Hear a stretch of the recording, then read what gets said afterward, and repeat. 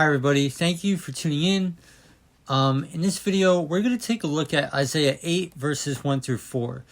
And within these verses, there's a prophecy of a child being born and its relevance to our future generations and the kingdom to come.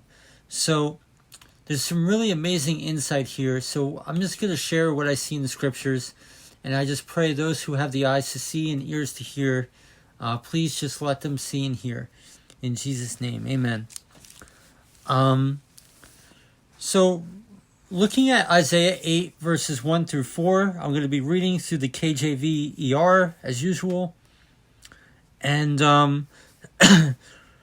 it's probably best to just read these 4 verses and then go back because to get the full context.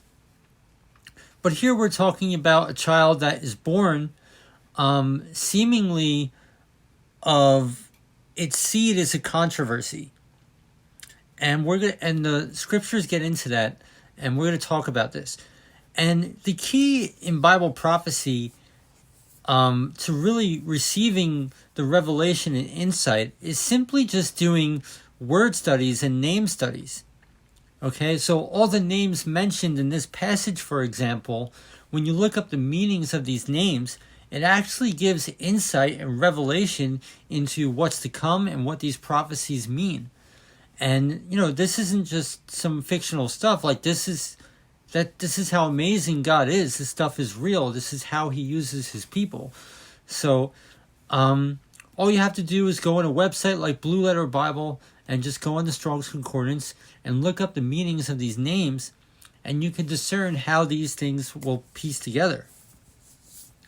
Okay, and for reference, ironically, if you want to see, the Septuagint version of Isaiah 8, verses 1 through 4,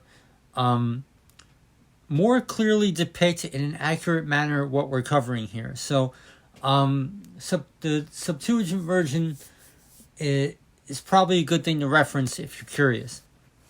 So that they pretty much do the meanings of the names already in the text and embed it already in the text.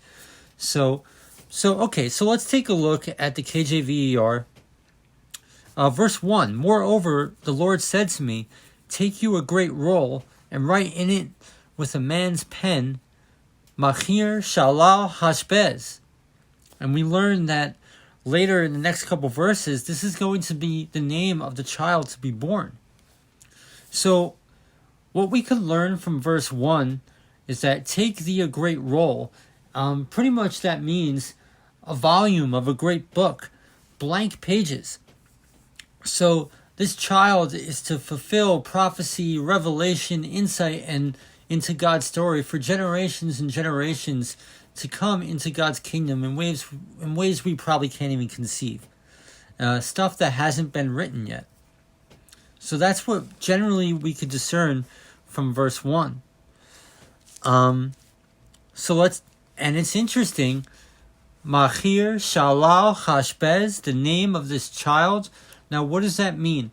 The name of this child, it means swift is booty, speedy is prey. And when we look at that a little bit closer, it means to haste. Is this person my enemy?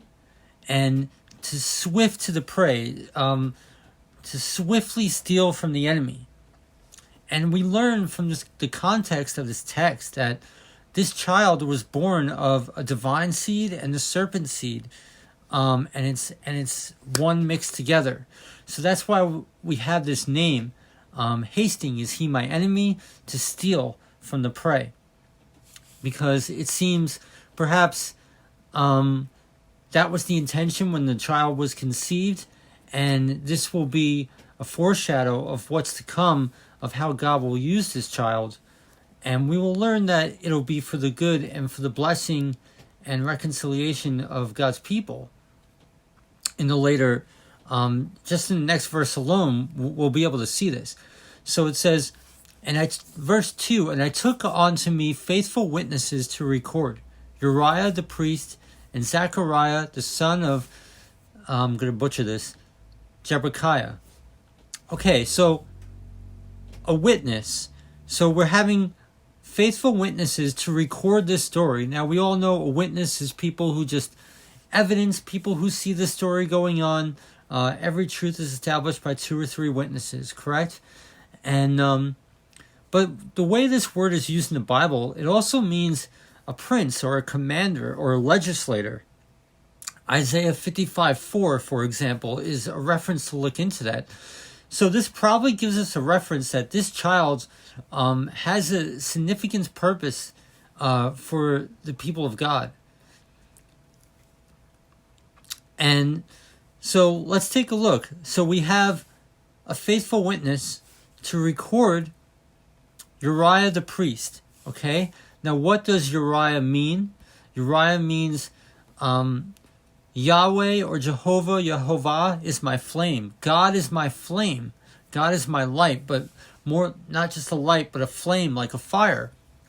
And this is important to keep in mind because later we will cover the revelations in understanding this text. We'll see this in Isaiah chapter 10, verses 5 through 19. Okay, so pretty much the witness of the priest Uriah of this child is going to be a shadow of God's recompense on the wicked, that we know is through fire. And Isaiah 10 reveals that. So keep that in mind. So he took unto him faithful witnesses to record Uriah the priest, okay? And Isaiah 10 shows us this is messianic prophecy, but we'll cover that later. And there's one more witness, and he took Zechariah, the son of Jebekiah. So Zechariah, I just want to make sure I'm being 100% accurate here. If I remember correctly, Zechariah means Yehovah remembers. And he's the son of Jebekiah, and that means Yahweh blesses. So already we could tell that this child, who hasn't been mentioned yet in the text, is going to be remembered, is going to be blessed. And already, we know there's much revelation and prophecy in ways we can't even conceive of yet. So here we go. Now, verse 3 covers the conception of the child. And I went on to the prophetess, and she conceived, and bore a son. Then the Lord said to me, call his name Machir Shalal Chaspez. So I went on to the prophetess. So this is a prophetic shadow of Isaiah marrying his wife, but really this is talking about sexual conception. Of the prophetess also means someone who is skilled in music, when we look up the definitions. And she conceived and bore a son. The way I read the scriptures, I don't think this child necessarily has to be a male. I think it just means it's going to be, what we already covered, a witness, a leading type of figure. And in the Bible, that generally represents a male, but that doesn't mean that the child in physicality that's going to be born is necessarily going to be a male. And then said the Lord to me, call his name Machir Shalal Chaspez, which we covered already. And that means quickly steal from the enemy, or quickly steal. It could be either or in this case, but we will learn the controversy from which this child was conceived in will be used for good. And that's already been established through the witnesses, right? Through Zechariah, the witnesses through Uriah, through Zechariah, and through Jebekiah. What those names mean. We already know this child is going to be blessed for the good. God is my flame, Yahweh remembers, and Yahweh blesses. So the stage is set. And now we get revelation into what I'm talking about, in case anyone, if you want, like, where are you getting this from? We get this from the last verse, in verse 4. Before the child shall have knowledge to cry, my father, my mother. Okay, so there's going to be a controversy between this child's father and mother, which is exactly what the name means when you study it. The riches of Damascus and the spoil of Samaria shall be taken away before the kings of Assyria. So, what does this mean? Okay, we can understand your verse 4, as already talked about, that the conception of this child is a controversy, and we can discern that it's going to be a divine seed mixed with the serpent seed. And we could probably tell the plot behind this conception was to swiftly steal booty, was to swiftly steal from the prey, right? Whether it be swiftly steal from the divine seed, but God will use that to swiftly steal from the serpent seed. So everything meant for evil, God uses for good. Okay, so we see this in the text. Before the child shall have knowledge to cry, my father, my mother. It's a controversy. To cry, my father, my mother. The riches of Damascus and the spoil of Samaria shall be taken away before the king of Assyria. And that's a prophecy of what's to come on the day of judgment, when we either get invaded, and pretty much God uses the heathen to cast out the heathen. And pretty much all these different branches of evil, God is going to gather together as sheaves in the floor, and then burn them with unquenchable fire. And we could read about this to really understand verse 4.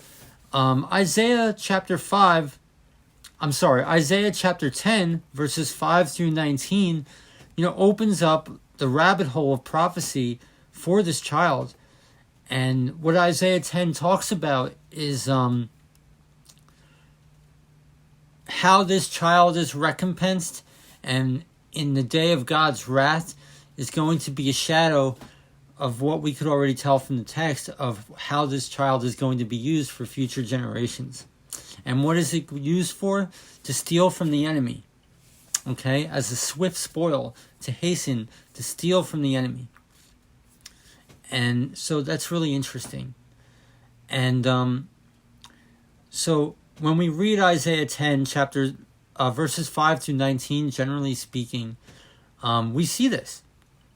We could see the rabbit holes of prophecy in here. And I found the confirmation in this in Proverbs 6, verses 32 through 35, which is clearly a messianic prophecy on the day of vengeance. And this is how we discern the child was conceived in adultery. So Proverbs 6, 32 through 35 say, "But whoso committeth adultery with a woman lacketh understanding. He that does it destroys his own soul. A wound and dishonor shall he get, and his reproach shall not be wiped away. For jealousy is the rage of a man, therefore he will not spare in the day of vengeance. He will not regard any ransom, neither will he rest content till thou givest many gifts." And these are all prophecies of what's to come in God's judgment. And it's interesting how we see this shadowed in already what's happening before our very eyes. The way God is moving in Long Island, New York. I'll put that slide on our scene on your screen. And it seems this is just another facet of that. So, okay, guys, I just pray those who have the eyes to see, let them see. Something to study. Isaiah 8, verses 1 through 4. Cross-reference Isaiah 10, verses 5 through 19, just for starters. And Proverbs 6, verses 32 through 35. And the Septuagint version of Isaiah 8, verses 1 through 4, clearly spells out what we're already talking about. So, okay, I pray this is a blessing to y'all. Thank you for watching. God bless you. And just a little tidbit I wanted to add. I couldn't help but notice how this was in Isaiah chapter 8. And 8 in the Bible is the number of new beginnings. And we do see these little anomalies in the Bible. If you notice how Revelation chapter 14, verse 4 just happens to be the verse that tells the requirements for being in the 144,000. And when you look at Psalm 144, it just happens to be the Lord teaches my hands to make war and stuff like that. So there are these little matrix anomalies in the Bible for those who have the eyes to see. So it's interesting how this is in Isaiah chapter 8, the number of new beginnings. All right, God bless you. Thank you.